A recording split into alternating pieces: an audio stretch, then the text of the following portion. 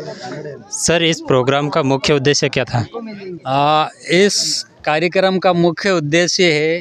कि हमारे इस देश में हमारे आदिवासी क्रांतिकारियों का इतिहास छुपाया गया। कहीं न कहीं हमारे क्रांतिकारियों के साथ के साथ आदिवासियों के साथ में बहुत बड़ा ये अन्याय किया गया। और जैसे जैसे हम लोग पढ़ लिख गए, संविधान को जानने लग गए, हमारे आदिवासियों का इतिहास जानने लग गए, उसके बाद में पता चला कि हमारे देश में हमारे आदिवासियों के इतने बड़े बड़े क्रांतिकारी टंट्या भील थे, बिरसा मुंडा था, राणा पुंजा भील था, रानी कलजारी कालीबाई थी। ऐसे बहुत सारे तमाम इस देश के आदिवासी क्रांतिकारी थे।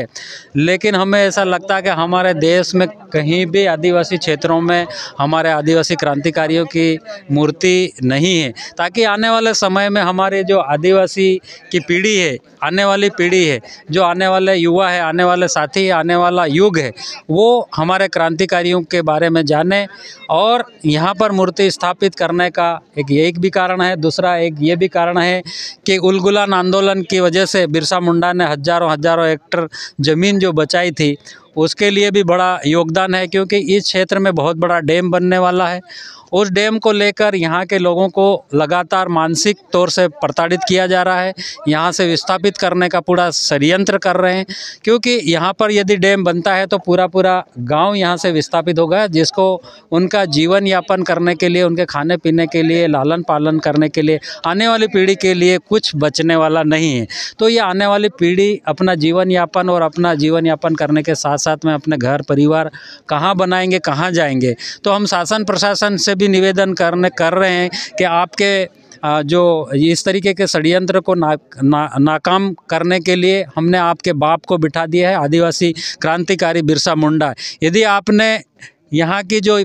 परियोजना जो भी डैम है उसको बनाने का पूरा प्रयास किया और बिरसा मुंडा जी को आपने यहाँ से हटाने का प्रयास किया, तो पूरे देश के आदिवासी उलगुलान आंदोलन करेंगे और यहाँ पर पूरा झाबुआ, थानला, मेघनगर और पेटलावद और खवासा जाम कर देंगे। तो मैं चाहता हूँ कि ऐसा हमारे देश में जितने भी आदिवासियों को विस्थापित या वहाँ से हटाया जा रहा है, वहाँ मैं आदिवासी समाज को कहना चाहूँगा कि आप भी उन स्थानों पे हमारे टंट्या भील की, बिरसा मुंडा की और इतने तमाम जो क्रांतिकारी है अपने अपने क्षेत्र के, वहाँ पे जहाँ ये योजनाएं जैसे खदान है, निवेश क्षेत्र है और बड़े बड़े बांध बना के हमको विस्थापित किया जा रहा है, वहाँ पर लगाए और हमारे बिरसा मुंडा जी के संदेश को पहुँचाए, उलगुलान आंदोलन को वहाँ पे ले जाए, ताकि हम लोग हजारों हजारों हेक्टर ज़मीन बचा पाएंगे और हजारों हजारों लाखों की जनसंख्या में हमारे आदिवासियों को विस्थापित होने से, प्रताड़ित होने से बचा पाएंगे। इसी के उद्देश्य के साथ में आज हम लोग बिरसा मुंडा का जो मृत्यु बिठाई है ये भी है। और शासन एक तरफ से मध्य प्रदेश सरकार और पूरा भारत देश की सरकार बोलती है कि युवा गौरव जनजाति के तौर पे पूरे देश, और प्रधानमंत्री ने ये घोषणा की है कि देश में जगह जगह बिरसा मुंडा जी की स्टैचू लगना चाहिए। तो हमने भी उनके जो आदेश है उसका पालन करके हमारे गाँव में भी बिरसा मुंडा को स्थापित कर दिया। तो इससे कोई किसी को तकलीफ नहीं होना चाहिए। तो ये हमारे भगवान है, बिरसा मुंडा आज बैठ गए हैं और सभी यहाँ पर जो भी आएंगे उनके पाठ पूजा करेंगे, और ये हमारे सिद्धांत थे और हमारे उद्देश्य थे। जी सर, एक प्रश्न और है कि माननीय विधायक जो आए थे Veer Singh Bhuria,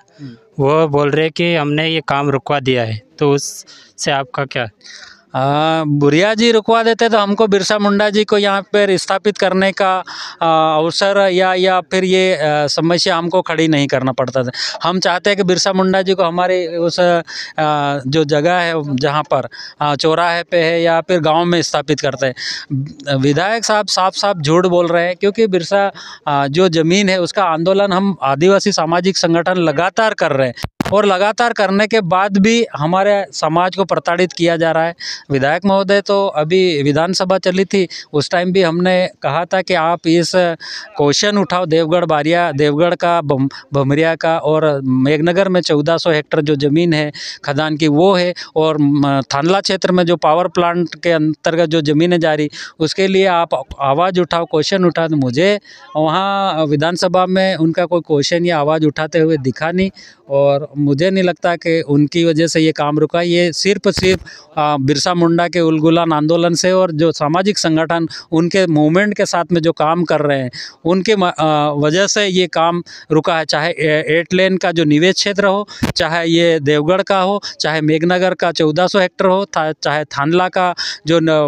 solar power plant हो, तो ये पूरा प्रयास और पूरी मेहनत जो है ये आदिवासी सामाजिक संगठनों के बैनर तले हुआ है। बाकी जो लोकसभा और विधानसभा वाले चुपचाप बैठे हैं, ना कभी आवाज़ उठाते देखी, ना प्रश्न करते देखे। तो हम लोगों को फिर मैं यही आह्वान करूंगा, हम लोगों को अपने परिवार ज़मीन जायदाद बचाना है तो हमको